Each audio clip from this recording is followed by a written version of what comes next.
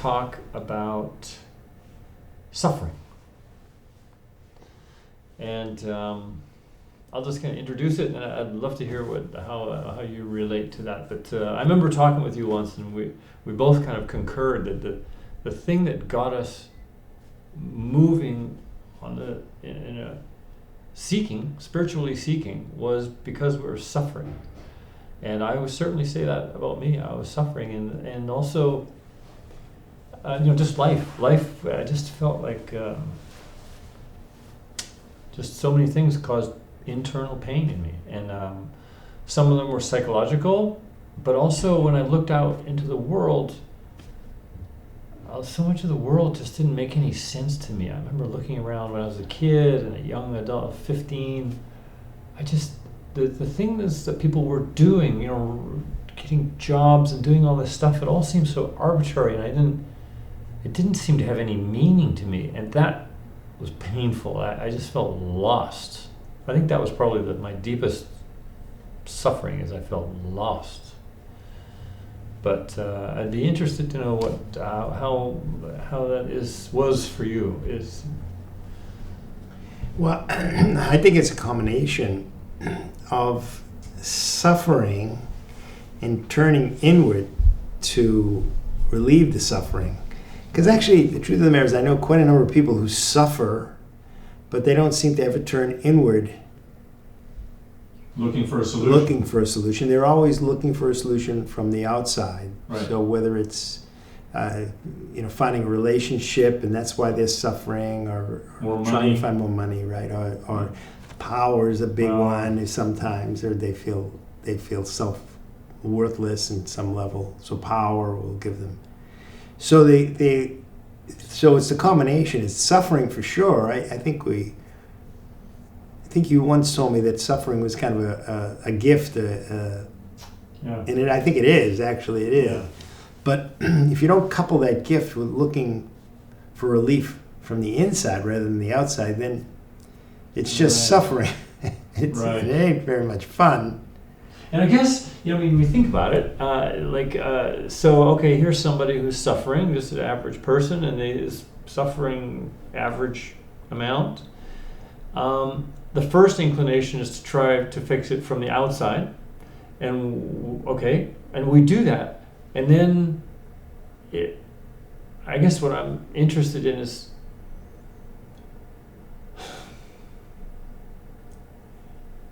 you can be successful in achieving some of those things that you think will fix it on the outside. My experience was that they don't solve the suffering, though. The more money, the more stuff, the new relationship, the better relationship, to move to a new house or area or whatever it is. I mean, that's...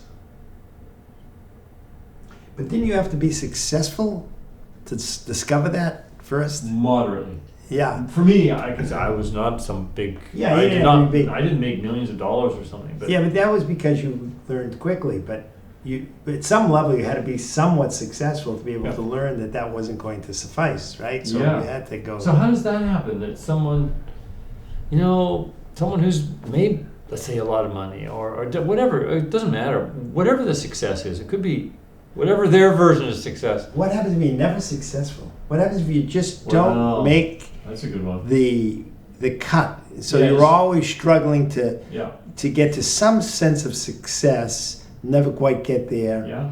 Always get put down by life in some fashion or somebody. And for sure that happens. How are you going to do that? How are you going to learn to just go inward? That it's not outside.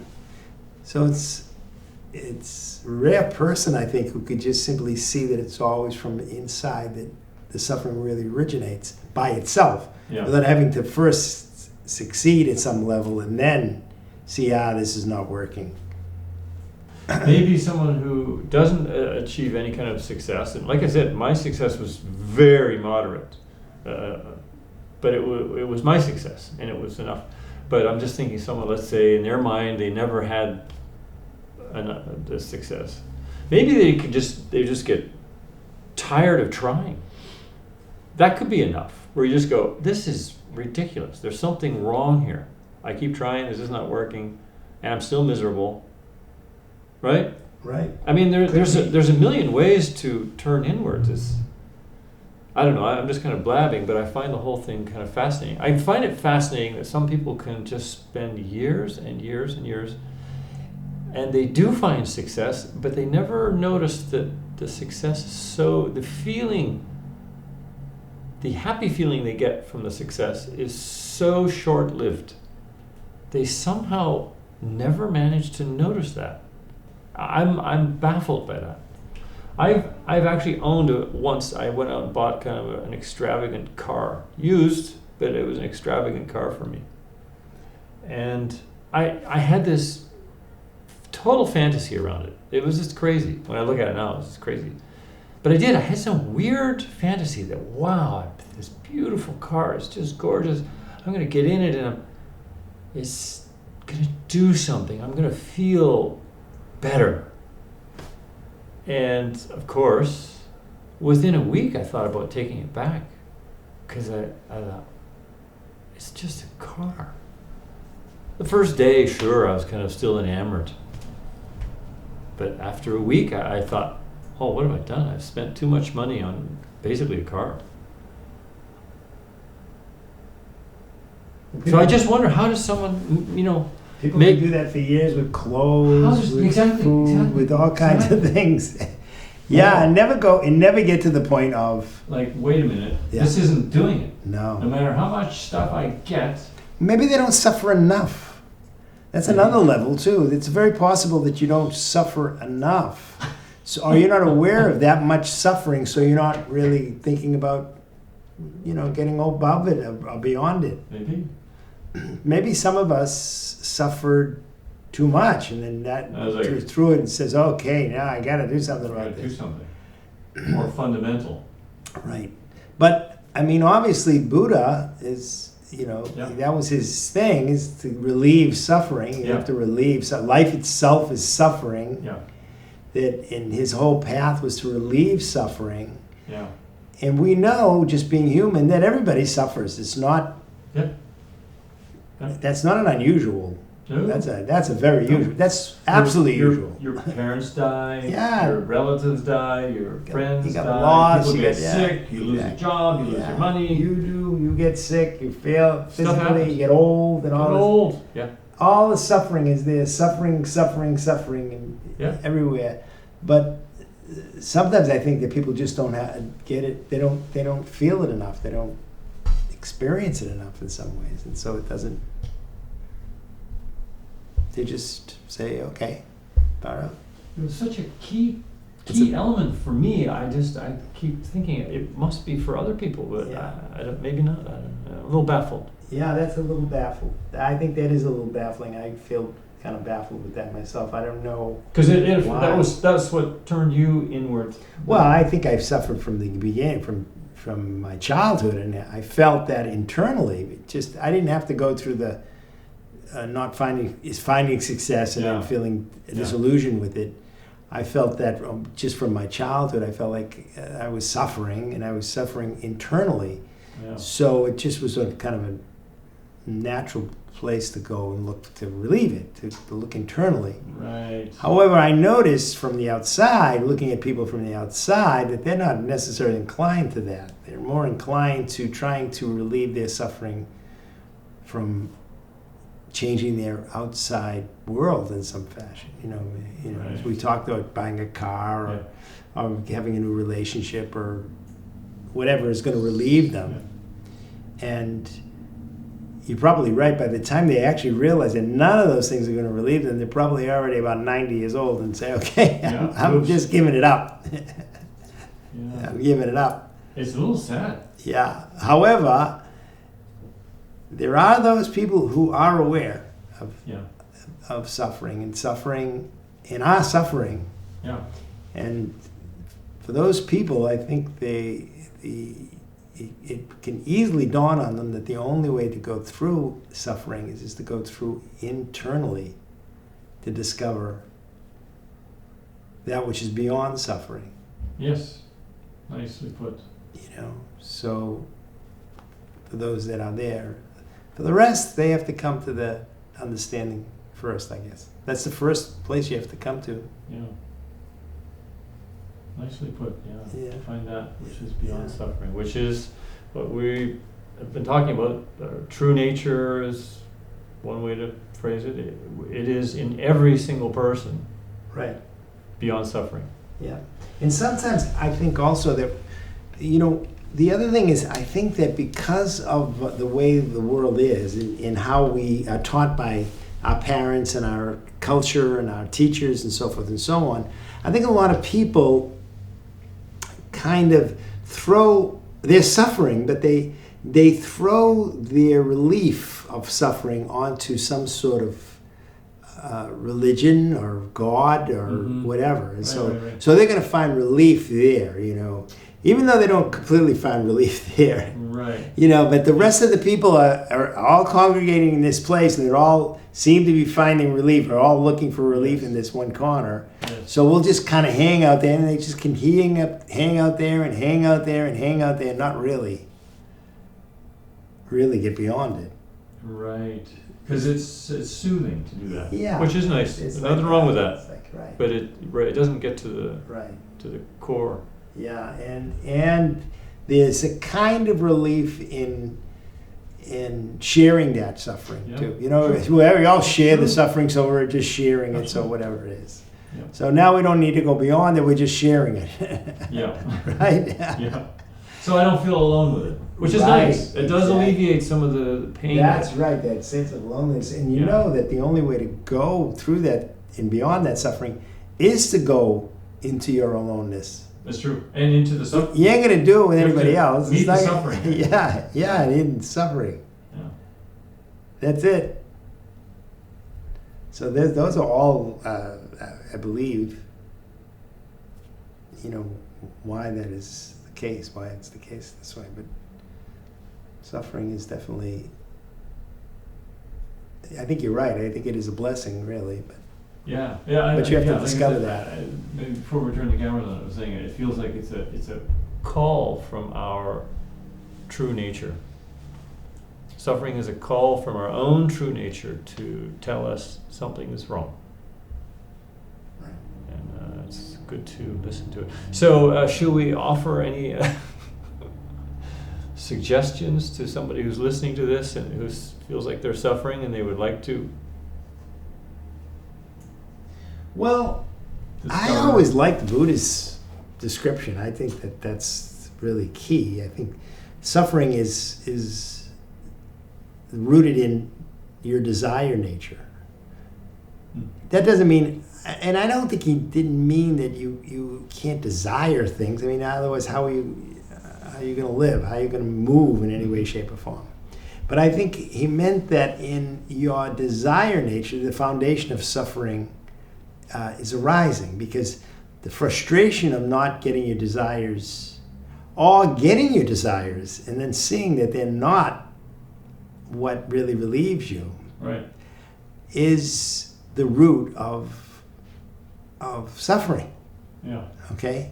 So when one takes one's desires in a much less serious fashion, or let's say takes one's desires with a grain of salt, then you'll be in a lot less suffering. Mm-hmm. Sure, if they come or if they go, if they get met or not met, Yeah. right? Yeah. And I think that's where he was kind of heading towards. He was trying to point out that underneath it all is that you're creating your own suffering. Yeah. Yeah. I don't know. There's more No. to it. Yeah, no, I would. I think I would take another tack. I would say is to turn and meet the monster and befriend the monster being suffering. And I don't mean something like a broken leg, but it could even be a broken leg. But more like I feel dissatisfied. I feel I'm doing these things and my life is dissatisfying, not satisfying somehow. That kind of suffering is really what I'm pointing to, is turn and meet it. Because we tend to run away from it, and like we've been saying, is try to solve it on the outside. But turn and meet it, and without any judgment or rejection or trying to change it or do anything to it. Just meet it and open to it. Open actually completely to it.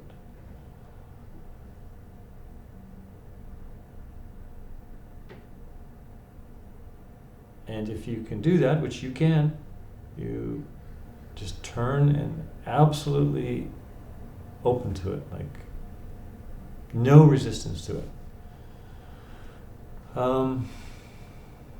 See what you find. Yeah, I think it's also rooted in that sense of separation. Yeah. You know, that's really the ultimate suffering. Is that you're this separate being, and everything outside you, everything around, everything else is not you. Yeah. So consequently, it's kind of you against the world and the universe, actually. Yeah. And when you see that is really a fallacy, that is illusion, then how would one see that that's a fallacy? How would you go about? I think we've been talking about that. That's the way we do it. All those other time we've been talking, that's right. Really how you see it. But I think that the root of that suffering is that feeling of separation. Totally agree. Which is ego. Yeah, it's like creation of because separate self. then you're really alone. It's interesting because you got to go do it alone to get beyond it. Yeah. But that's the very thing that's creating suffering, is you feeling alone. Yeah. Yeah. So in a way, you're absolutely right. You have to face that. You have to face that being alone. Yeah. The feeling of being alone. The feeling of being alone. Yeah. The feeling of being separate from everything else. Whatever. Yes. That's Yeah, that's my experience. Is when I've faced any monsters in myself like that. I'm a little wary of. I don't want to create a picture for anybody that this is what should happen. But just turn and face it and be completely open to it without any resistance whatsoever, and just allow. Yeah. You find this separation starts to become a little less solid than you thought it was, and that can lead to even more. Yeah. You know, I used to do a kind of meditation that would say to myself, whatever I was doing or having or being, I would say, and sometimes it would be things that I liked, sometimes it would be things I didn't like. I would be feeling happy and ecstatic, or sometimes I'd be feeling judgmental, or I'd be feeling angry, or I'd be feeling hate, or I'd be feeling whatever it is that I was feeling, or whatever I was doing. I would say to myself, "This too I am," and it started bringing a kind of quality of equanimity to everything, right? And inclusiveness. So inclusiveness. It said, yes, this I am. I am this too. I am this too. I am this too. And all of a sudden, that separateness started to go, because it was nothing separate really. I'm all of this. It's all me. It's me. Yes. The whole thing. The whole thing. I would even start to say, when I'm looking at the trail, this too I am. Looking at the door. Yeah, this too. Yeah. This too. Yeah. And it was, I found it to be very powerful meditation. Yeah. And to keep reminding myself that this was there and this was there. And then all of a sudden you started getting away from that. Right. This is over here and you're over here. Yeah, and the boundaries start to dissolve. Yeah. And then suffering was a lot less. It just wasn't. Suffering is a lot less. Okay. And the truth is, I just said, and the boundaries start to dissolve. That's the experience. It feels like the boundaries are dissolving. The truth is, the boundaries were never there. They're imaginary. They're in the mind only. Yeah. And so if you meet these things, like you just are prescribing here, this too I am, then the illusion starts to dissolve. The illusion starts to dissolve. of separateness. Yeah.